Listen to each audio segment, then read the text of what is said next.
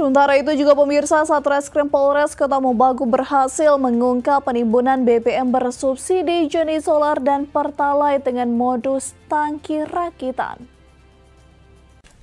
Sebanyak 1.500 liter BBM bersubsidi jenis solar dan Pertalite yang telah dikemas dalam galon kapasitas 25 liter berhasil diamankan Satreskrim Polres Kota Mobagu di bawah pimpinan AKP Agus Sumandik dari 3 tersangka di 3 tempat berbeda.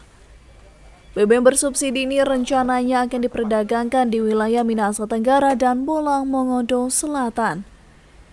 Turut diamankan 3 unit kendaraan roda 4 yang salah satunya tangkinya telah dimodifikasi yang digunakan mengangkut BBM bersubsidi.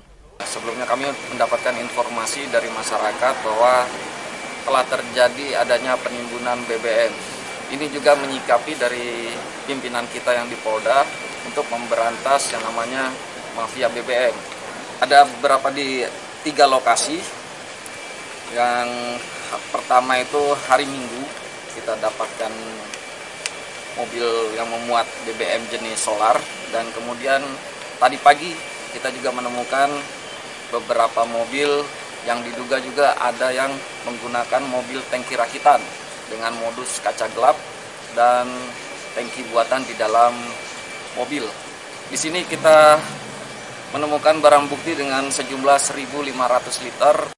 3 pelaku penimbunan BBM bersubsidi ini dikenakan pasal 53 huruf C atau pasal 55 Undang-Undang RI nomor 22 tahun 2001 tentang migas dan ancaman hukuman paling lama 6 tahun dan denda paling banyak 60 miliar rupiah. Dari Kota Mobagu, Tim Liputan Kawanua TV melaporkan.